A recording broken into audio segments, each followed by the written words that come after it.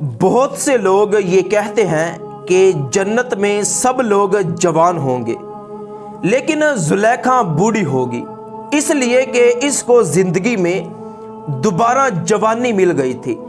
تو دیکھیے، اگر بات کی جائے زلیخا کی، تو زلیخا ایک مغربی بادشاہ تیموس کی خوبصورت شہزادی تھی، جس نے پہلی مرتبہ 9 سال کی عمر میں حضرت یوسف علیہ السلام کی خواب میں زیارت کی تو آپ کے عشق و محبت میں مبتلا ہو گئی، یہاں تک کہ بوڑھی ہو گئی، حسن و جمال ختم ہو گیا، آنکھوں کی بینائی جاتی رہی، لیکن یوسف علیہ السلام سے عشق و محبت ختم نہ ہوا۔ اور زلیخا ایک مشرکہ اور بت پرست عورت تھی۔ تو جب حضرت یعقوب علیہ السلام مصر میں تشریف لائے تو حضرت یوسف علیہ السلام نے مصر کی لاکھوں عوام کے ساتھ آپ کا مصر میں استقبال کیا۔ تو زلیخا بھی ایک عورت کا ہاتھ پکڑ کر ان لوگوں کے ہجوم میں آ کر کھڑی ہو گئی جو یوسف علیہ السلام کے ساتھ حضرت یعقوب علیہ السلام کا استقبال کرنے کے لیے کھڑے تھے۔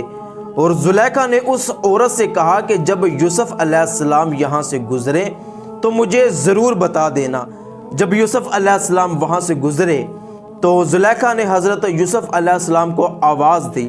لوگوں کے ہجوم کی وجہ سے حضرت یوسف علیہ السلام زلیخا کی آواز کو سن نہیں پائے، تو جبرائیل علیہ السلام اللہ پاک کے حکم سے حاضر خدمت ہوئے اور آپ کے گھوڑے کی لگام پکڑ لی اور آپ علیہ السلام سے عرض کیا کہ وہ عورت سالوں سے آپ کی منتظر ہے، آپ اس کی بات سنیں۔ حضرت یوسف علیہ السلام گھوڑے سے نیچے اترے اور زلیخا کے پاس گئے اور فرمایا کہ آپ کیا چاہتی ہیں؟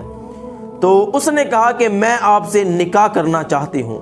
تو یوسف علیہ السلام نے زلیخا سے فرمایا کہ تو بوڑھی ہو گئی ہے، آنکھوں کی روشنی بھی ختم ہو گئی ہے، حسن و جمال بھی چلا گیا، اور تو ایک بت پرست مشرکہ عورت ہے، میں تجھ سے کیسے نکاح کر سکتا ہوں؟ تو جبرائیل علیہ السلام نے اللہ پاک کے حکم سے زلیخا کو چھوا، تو جیسے ہی جبرائیل علیہ السلام نے زلیخا کو چھوا، حسن بھی واپس آ گیا، جوانی بھی واپس آ گئی، آنکھوں کی روشنی بھی واپس آ گئی، اور زلیخا ایمان کی دولت سے بھی مالا مال ہو گئی۔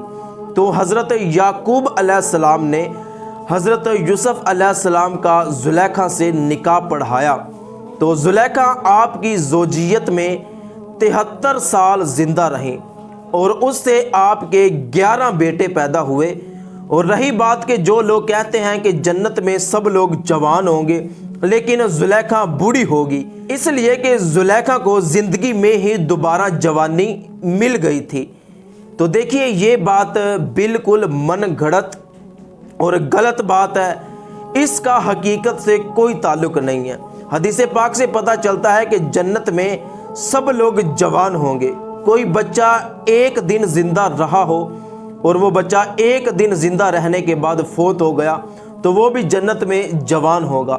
کوئی بوڑھا، اس نے 100 سال عمر پائی، 100 سال عمر پانے کے بعد وہ فوت ہوا تو وہ بھی جنت میں جوان ہوگا۔